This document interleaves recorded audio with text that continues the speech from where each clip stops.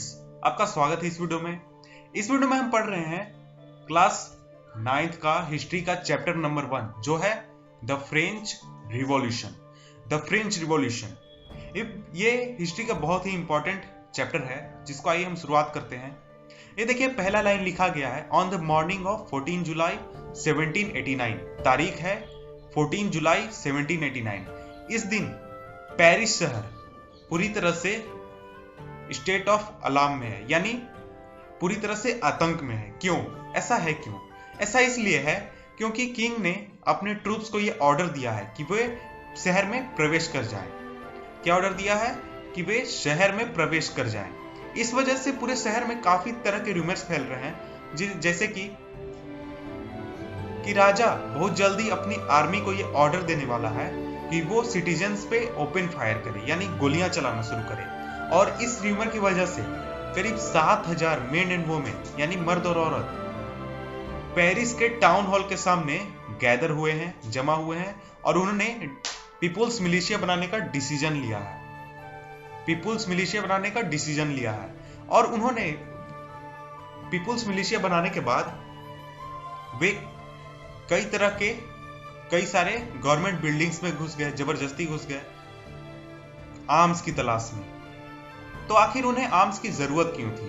उन्हें आर्म्स की जरूरत इसलिए थी क्योंकि उन्हें लगा कि राजा बहुत जल्दी अपने ट्रूप्स को ऑर्डर देगा गोलियां चलाने के लिए, और इस वजह से उन्हें आर्मी का सामना करना पड़ सकता है। इसलिए उन्होंने सोचा कि आर्मी हमला करे इससे पहले वे आर्म्स के साथ तैयार हो जाएं। इसलिए वे गवर्नमेंट बिल्डिंग्स में घुसने लगे। तो पीपुल्स मिलिशिया का मतलब होता है जनसेना।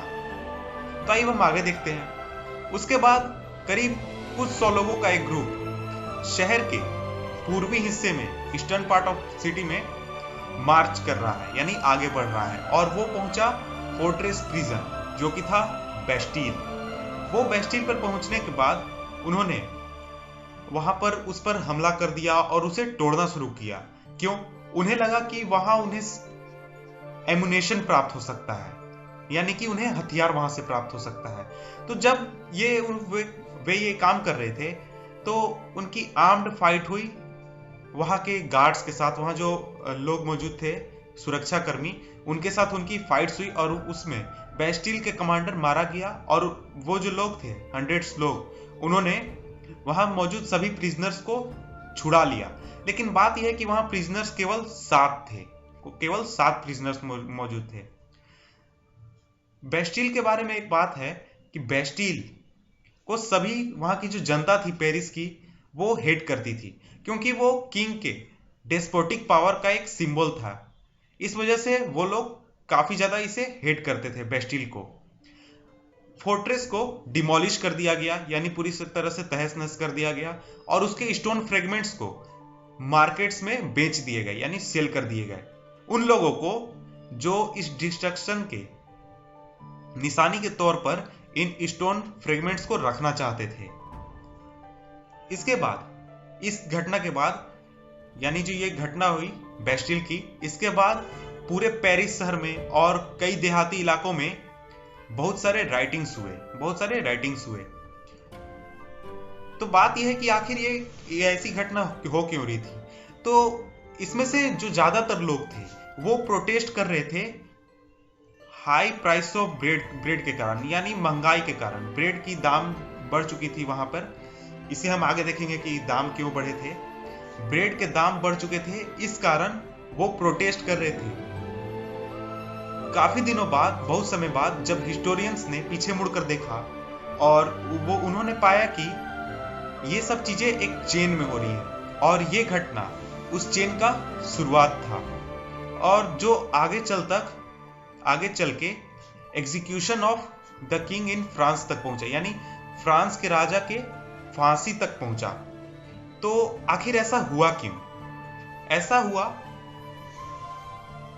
अब हम देखते हैं French society during the late 18th century, यानी लेट 18th सेंचुरी में फ्रेंच सोसाइटी कैसी थी और उसके क्या कंडीशन थी। तो आइए शुरुआत करते हैं। सबसे पहले हम देखते हैं लुइस 16 को। लुइस 16 ये बर्बन फैमिली का एक राजा था जिसने 1774 में राजगद्दी संभाली थी और फ्रांस का राजा बना। ये 20 वर्ष का था जब ये राजा बना और इसकी शादी हुई थी ऑस्ट्रियन प्रिंसेस मैरी एंटोनेट से।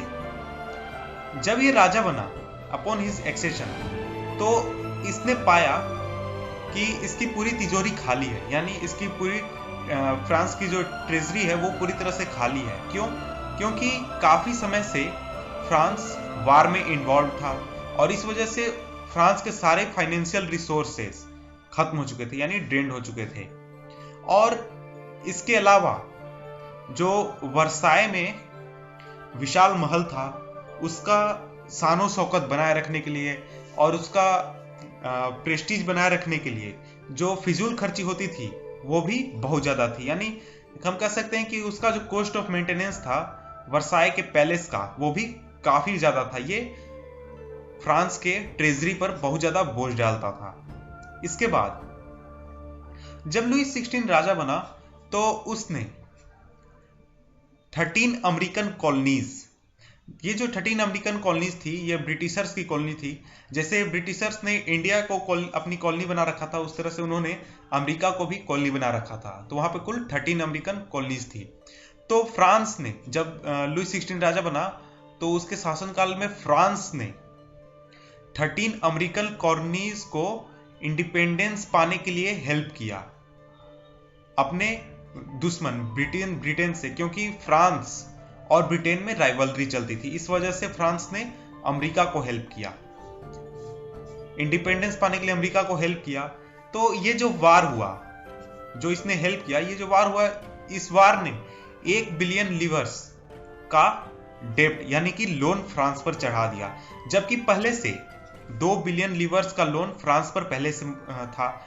इस वजह से जो लोन देने वाले लोग थे यानी लेंडर्स जो थे वो अब ज्यादा चार्ज करने लगे सरकार से, यानी करीब 10% का इंटरेस्ट रेट चार्ज करने लगे वो सरकार से। तो फ्रांस की जो सरकार थी यानी फ्रेंच गवर्नमेंट जो थी, उसे मजबूरी में अपने बजट का एक बहुत बड़ा हिस्सा इंटरेस्ट पेमेंट पर चुकाना पड़ता था, क्योंकि इसने काफी सारा लोन ले रखा था और उसका इंटरेस्ट पेमेंट चुकाने में इसे बहुत बड़ा हिस्सा अपने बजट का चुकाना पड़ता था। और इसके अलावा जो उसके रेगुलर एक्सपेंसेस थे, यानी फ्रांस के जो रेगुलर एक्सपेंसेस थे, जैसे कि कॉस्ट ऑफ मेंटेनेंस और मेंटेनिंग आर्मी, कोर्ट और गवर्नमेंट ऑफिसेस चलाने में जो खर्च होते थे या फिर यूनिवर्सिटीज में जो खर्च होते थे, इन सभी चीज खर्च को पूरा करने के लिए सरकार को मजबूर होना पड़ा टैक्स बढ़ाने के लिए। लेकिन ये तरीका भी ज्यादा कारगर नहीं था, क्योंकि 18th सेंचुरी में जो फ्रांस था, वो फ्रांस की सोसाइटी थी, वो 3 स्टेट्स में डिवाइडेड थी। और इन 3 स्टेट्स में से जो थर्ड स्टेट के लोग थे ये केवल टैक्स चुकाते थे, केवल थर्ड स्टेट के लोग टैक्स चुकाते थे। और ये जो सोसाइटी ऑफ स्टेट यानी स्टेट के रूप में जो सोसाइटी बटी हुई थी, ये फ्यूडल सिस्टम का हिस्सा थी जो मिडिल एजेस से बिलोंग करती है। और ये जो ओल्ड रेजिम वर्ड यूज किया जाता है, ये वर्ड यूज किया जाता है 1789 से पहले के फ्रांस के सोसाइटी और इंस्टीट्यूशन को डिफाइन करने के लिए, उसे बताने के लिए। तो यहाँ आइए हम देखते हैं यहाँ के सोसाइटी को, फ्रांस के सोसाइटी को। फ्रांस का सोसाइटी 3 भागों में बटा हुआ था, 3 स्टेट्स में बटा हुआ था। फर्स्ट स्टेट क्लर्की, यानी कि जो चर्च से रिलेटेड लोग थे जैसे पादरी, वो थे clergy, first state. Second state nobility, ये थे कुलीन वर्ग। और थर्ड स्टेट में आते थे big businessman, merchants, court official, lawyer, और उसके भी नीचे आते थे पेजेंट और आर्टिसन, और सबसे नीचे आते थे स्मॉल पेजेंट, लैंडलेस लेबर और सर्वेंट्स। तो ये था 3 स्टेट फ्रांस का। इसके बाद आइए हम देखते हैं पेजेंट्स जो थे वो करीब 90% पॉपुलेशन का हिस्सा थे, लेकिन उनमें से काफी छोटा उनमें से ग्रुप था जिनके पास अपनी जमीन थी। और करीब 60% जमीन फ्रांस की वो उसके मालिक थे नोबल्स, चर्च और थर्ड स्टेट के जो दूसरे अमीर लोग थे वो मालिक थे फ्रांस के 60% जमीन के। तो इसके अलावा जो फर्स्ट 2 स्टेट थे क्लर्गी और नोबिलिटी, इन्हें कई और छूट प्राप्त थी जन्म के आधार पर। इसमें से मुख्य था एग्जेम्पशन फ्रॉम पेइंग टैक्सेस, यानी इन्हें टैक्स नहीं चुकाना पड़ता था। जो नोबल थे इन्हें और भी कई तरह के जन्म से अधिकार प्राप्त थे या फिर वो इंजॉय करते थे प्रिविलेजेस, जैसे कि फ्यूडल प्रिविलेजेस। ये फ्यूडल ड्यूज कलेक्ट करते थे पेजेंट से, और पेजेंट जो थे वो उन्हें मजबूरी में काम करना पड़ता था अपने मालिक के घर में, उनके फील्ड्स में, या फिर उन्हें आर्मी में भी सर्विस देनी पड़ती थी और उन्हें रोड बिल्डिंग्स में भी हेल्प करनी पड़ती थी। और यहाँ पे हम शुरुआत करते हैं टैक्सेस से। तो फ्रांस में टैक्सेस कई तरह के लिए जाते थे। पहला था टीथ जो टैक्स होते थे ये कलेक्ट किए जाते थे चर्च के द्वारा, और ये होता था किसी भी पेजेंट का एग्रीकल्चर प्रोड्यूस का 1/10, यानी उसे अपने एग्रीकल्चर प्रोड्यूस का 1/10 देना होता था चर्च को एज टैक्स, जिसे कहा जाता था टीथ। इसे हम धार्मिक टैक्स के रूप में भी ले सकते हैं जो कि चर्च कलेक्ट करता था। और इसके बाद भी कई तरह के टैक्सेस पे करने पड़ते थे किसी भी व्यक्ति को, थर्ड स्टेट के व्यक्ति को। वो टैक्स पे करते थे स्टेट को, जैसे कि टेल। ये टेल जो टैक्स होते थे ये डायरेक्ट टैक्स होते थे, ये स्टेट लेता था। जैसे कि आज हम देते हैं इनकम टैक्स, उस तरह से होता था उस समय टेल। और इसके अलावा भी कई तरह के इनडायरेक्ट टैक्सेस कलेक्ट किए जाते थे सरकार द्वारा, जो कि एवरीडे कंजम्पशन की चीजों पर कलेक्ट किए जाते थे, जैसे कि सॉल्ट, टोबैको, इन चीजों पर कलेक्ट किए जाते थे। तो हम ऐसा कर सकते हैं कि फ्रांस में होने वाली जितनी भी फाइनेंशियल एक्टिविटीज थी उनका बर्डन, यानी उनका वित्तीय बोझ था थर्ड स्टेट के लोगों पर। और जैसा कि आपने पहले पढ़ा, क्लर्जी और नोबिलिटी ये तो टैक्स देते ही नहीं थे, और सरकार का खर्च पूरी तरह से टैक्स पर चलता था। तो हम कह सकते हैं कि थर्ड स्टेट के लोग ही पूरी तरह से फ्रांस का फाइनेंशियल एक्टिविटीज को रन करते थे। तो आइए, यहाँ पर आप एक ड्राइंग देख रहे हैं, यहाँ पर एक आप इमेज देख रहे हैं। यहाँ पर है एक जमींदार हम कह सकते हैं, या फिर लॉर्ड। वो जमीन का मालिक है जो कि नोबिलिटी से बिलोंग करता है। और यहाँ पर है एक गरीब मजदूर किसान, ये मजदूरी करके काफी मेहनत करके अनाज उगाता है, फिर भी ये लाकर इसे देता है। और ये बेचारा ये बदमाश आदमी, बदमाश कह सकते हैं हम, ये केवल बैठा रहता है और फिर भी कलेक्ट करता है। इसे कोई भी मतलब नहीं है इस व्यक्ति से कि ये किस स्थिति में है, किस हाल में है, बुरा है, अच्छा है, किस हाल में है, कोई मतलब नहीं। अब आइए हम देखते हैं द स्ट्रगल टू सर्वाइव 1.1 इस चैप्टर का, द स्ट्रगल टू सर्वाइव। इसमें हम सबसे पहले शुरुआत करेंगे फ्रांस के पॉपुलेशन से।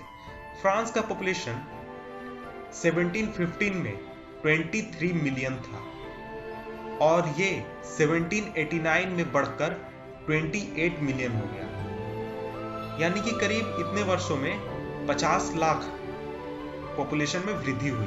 तो इस वजह से डिमांड में बहुत ज़्यादा रैपिड इंक्रीज हुई, बहुत ज़्यादा इंक्रीज हुई फूड ग्रेन्स के डिमांड में। लेकिन उसके कंपेरेबल फूड ग्रेन्स के प्रोडक्शन में उतनी ज़्यादा बढ़ोतरी नहीं हुई जितनी बढ़ोतरी फूड ग्रेन्स के डिमांड में हुई।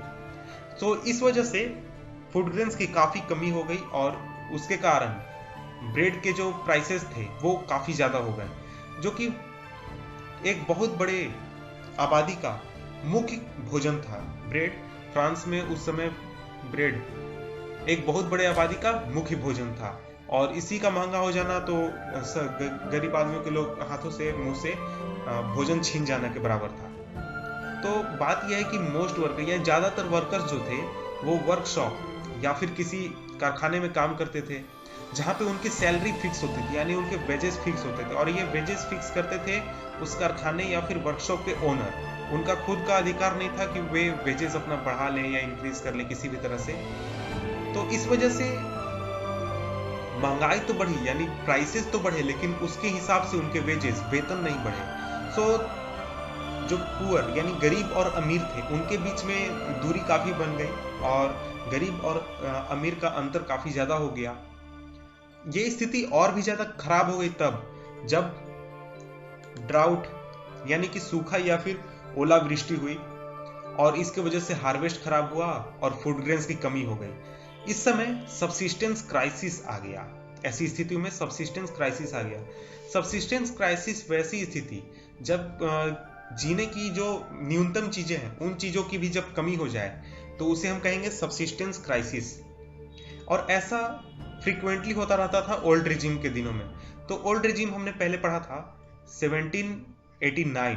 इसके पहले के जो फ्रांस का सोसाइटी था या फिर इंस्टीट्यूशन था उसे हम डिनोट करने के लिए ओल्ड रिजीम वर्ड यूज करते हैं। अब आइए देखते हैं कि सब्सिस्टेंस क्राइसिस आता कैसे। देखिए, ओलावृष्टि हुई या फिर सूखा हुआ जिसके वजह से बैड हार्वेस्ट हुआ और इस वजह से स्कार्सिटी ऑफ ग्रेन्स की कमी हुई और ग्रेन्स की कमी होने के कारण फूड प्राइसेस काफी बढ़ गए और फूड प्राइसेस बढ़ने के कारण जो गरीब लोग थे वो अब ब्रेड नहीं खरीद सकते थे।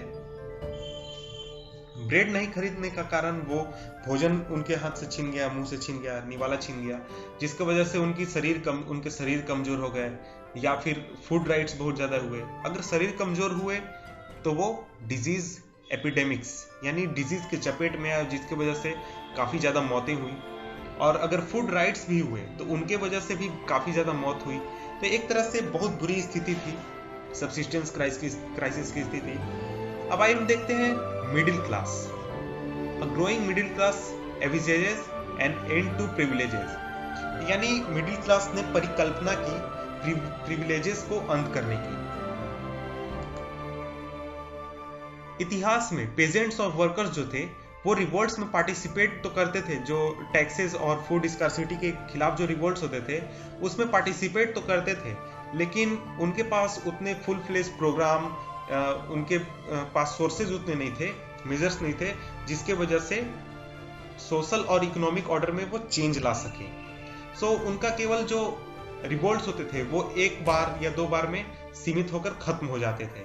सो ये सब चीजें बाद में उस समाज के कंधे पर आ गई जिनके पास एजुकेशन और नए आइडियाज थे और जो प्रोस्पेरस थे, जो इन चीजों के बारे में सोच सकते थे।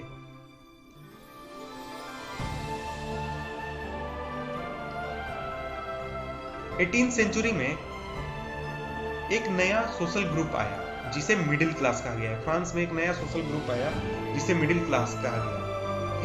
इनके पास काफी ज्यादा वेल्थ था, काफी भरपूर मात्रा में वेल्थ था और ये काफी ज्यादा ओवरसीज ट्रेड और मैन्युफैक्चरिंग करते हैं जिसके वजह से इनके पास काफी पैसा था। और इस वजह से इनके पास एजुकेशन के भी सोर्सेज थे और ये काफी एजुकेटेड थे, जिस वजह से ये इन चीजों के बारे में सोच सकते थे। और इस ग्रुप में इनके अलावा कई तरह के लॉयर्स, एडमिनिस्ट्रेटिव ऑफिशियल्स भी आते थे। एडमिनिस्ट्रेटिव ऑफिशियल्स आते थे जो कि एजुकेटेड थे। तो इनके पास काफी सोर्सेज थे, एजुकेशन था, प्रोस्पेरस थे ये, तो ये इन चीजों तक पहुंच रख सकते थे। तो इनका मानना था कि एजुकेटेड और ये जो इनका मानना था कि सोसाइटी के किसी भी ग्रुप को बर्थ के आधार पर प्रिविलेज नहीं मिलना चाहिए। किसी भी ग्रुप को बर्थ के आधार पर प्रिविलेजेस नहीं मिलना चाहिए और किसी भी व्यक्ति का सोशल पोजीशन डिपेंड होना चाहिए उसके मेरिट पर, ना कि उसके जन्म के आधार पर। ठीक है, a growing middle class envisages an end to privileges, यानी मिडिल क्लास ने, फ्रांस के मिडिल क्लास ने जन्म के आधार पर जो प्रिविलेजेस थे उनकी अंत की परिकल्पना की। पास्ट में यानी इतिहास में पेजेंट्स और वर्कर्स रिवोल्ट्स में पार्टिसिपेट तो करते थे, लेकिन उनके पास उतने मीन्स यानी कि प्रोग्राम्स, फुल फ्लेज प्रोग्राम्स या फुल स्केल मेजर्स नहीं होते थे, जिसके चलते वो पूरे सोशल और इकोनॉमिक ऑर्डर में एक बड़ा चेंज ला सके।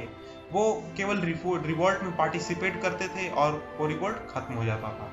रिवोल्ट नॉर्मली होता था इंक्रीजिंग टैक्सेस और फूड स्कार्सिटी के बारे में, लेकिन उनके रिवोल्ट्स में उतनी बात नहीं होती थी कि वो सोशल और इकोनॉमिक ऑर्डर में चेंज ला सके। और इसके बाद these were left to those groups within the third state who had become prosperous and had access to education and new ideas। ये बात काफी इंपॉर्टेंट है। तो देखा आपने कि पेजेंट्स और वर्कर्स तो सोशल और इकोनॉमिक ऑर्डर में चेंज नहीं ला पा रहे थे, इसलिए ये उन सोसाइटी के उस हिस्से पर ये दबाव आ गया, यानी थर्ड स्टेट के उन हिस्सों की ये जिम्मेदारी हो गई जो प्रोस्पेरस थे और एजुकेशन जिनके पास था और जो नई आइडियाज रखते थे, उनकी ये जिम्मेदारी थी कि वो इन चीजों को सुधारें और इन चीजों को चेंज करें। 18th सेंचुरी के दौरान फ्रांस में एक सोशल ग्रुप विकसित हुआ जिसे मिडिल क्लास कहा गया, जो अपना जो वेल्थ है वो कमाते थे ओवरसीज ट्रेड से, मैन्युफैक्चरिंग ऑफ गुड्स से, जैसे कि वुलन का मैन्युफैक्चर, सिल्क टेक्सटाइल का मैन्युफैक्चर, या तो इसे वो एक्सपोर्ट कर देते हैं या फिर रिचर मेंबर जो सोसाइटी के अमीर लोग थे वो इसे खरीद लेते थे। इस ग्रुप में मर्चेंट्स, मैन्युफैक्चरर, इस तरह के लोग थे जिनके पास काफी वेल्थ था, काफी पैसा था और ये थर्ड स्टेट से ही बिलोंग करते थे। और इसके अलावा थर्ड स्टेट में वैसे लोग भी थे जैसे लॉयर्स और एडमिनिस्ट्रेटिव ऑफिशियल्स। तो आप जानते हैं कि लॉयर्स और एडमिनिस्ट्रेटिव ऑफिशियल्स ये सब काफी एजुकेटेड पर्सन्स होते हैं। तो ये सब जितने एजुकेटेड लोग थे, इनका मानना था कि सोसाइटी के किसी भी ग्रुप को जन्म के आधार पर प्रिविलेज नहीं मिलना चाहिए, बल्कि उनके सोशल पोजीशन को तय होना चाहिए उसके मेरिट के आधार पर, यानी उस व्यक्ति के मेरिट के आधार पर उसका सोशल पोजीशन तय होना चाहिए। ये जो आइडियाज थे, इन्होंने परिकल्पना की ऐसे सोसाइटी की जो फ्रीडम और इक्वल लॉज पर बने और जिनमें इक्वल अपॉर्चुनिटीज दिए जाएं सभी लोगों को, चाहे वो पेजेंट्स हो, चाहे कोई अमीर आदमी हो, चाहे वो नोबल हो या फिर क्लर्जी हो, किसी भी ग्रुप का हो, उसे इक्वल अपॉर्चुनिटी मिले। और ये जो आइडियाज दिए गए थे ये फिलोसोफर्स द्वारा दिए गए थे, जैसे कि जॉन लॉक, जैक्स रूसो, ये सब फ्रांस के फिलोसोफर थे जिन्होंने ऐसे आइडियाज दिए थे, डेमोक्रेटिक आइडियाज, इक्वालिटी के आइडियाज। और अपने book two treatises of government में जॉन लॉक कहते हैं, उन्होंने doctrine of divine and absolute right of monarch इसको खारिज कर दिया, पूरी तरह से खारिज कर दिया, यानी कि राजा का पूरी तरह से शासन उसकी कंट्रोल में हो, वही सर्वे सर्वा है, जो चाहे वो करे, इसको खारिज कर दिया।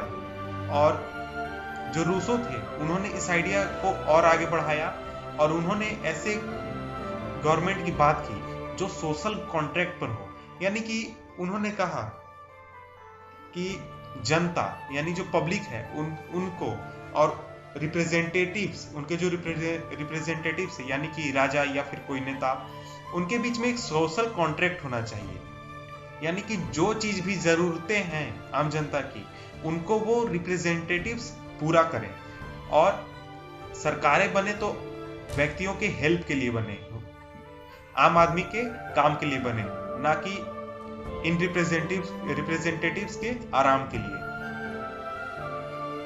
मोंटेस्क्यू ये भी एक फिलोसोफर थे, थिंकर थे फ्रांस के। इन्होंने अपने book the spirit of the laws इसमें लिखा है कि प्रपोज किया है कि पावर जो होना चाहिए गवर्नमेंट का वो डिवाइडेड होना चाहिए, यानी लेजिस्लेटिव, एग्जीक्यूटिव और जुडिशरी में पावर का डिवीजन होना चाहिए। तो ऐसा मॉडल वो पहले देख चुके थे यूएसए में, क्योंकि यूएसए आजाद हो चुका था ब्रिटेन से, खुद को इंडिपेंडेंस घोषित कर चुका था ब्रिटेन से, तो वहां पे एक गवर्नमेंट बना और इसी तरह का मॉडल वहां पे अप्लाई किया गया। तो अमेरिकन कॉन्स्टिट्यूशन और उसके इंडिविजुअल राइट्स के जो गारंटी है उससे प्रभावित बहुत ज्यादा थे फ्रांस के पॉलिटिकल थिंकर्स। तो ये आइडियाज जो थे वो इन थिंकर्स को, यानी फ्रांस के थिंकर्स को काफी ज्यादा डिस्कस किए जाते थे, फ्रांस के थिंकर्स के आइडियाज, सैलून्स में या फिर कॉफी हाउसेज, यानी कि जहां नॉर्मल पब्लिक एक दूसरे से इंटरेक्ट करते हैं, यानी कि आज जैसे हम देख सकते हैं चाय की दुकान होते हैं, वहां पर काफी लोग एक दूसरे से बहस करते हैं, इंटरेक्ट करते हैं, वैसी जगहों पर ये आइडियाज डिस्कस किए जाते थे और आम लोगों के बीच में पहुंचाई जाती थी बुक्स के जरिए और न्यूज़पेपर के जरिए। और इन चीज़ों को जोर जोर से, जो लोग पढ़े लिखे थे वो इन चीज़ों को जोर जोर से पढ़ते थे, दूसरों को बताते थे, उन लोगों के लिए जो पढ़ना लिखना नहीं जानते थे, क्योंकि पढ़ना लिखना तो कुछ लोग ही जानते थे, सभी लोग पढ़े लिखे नहीं थे।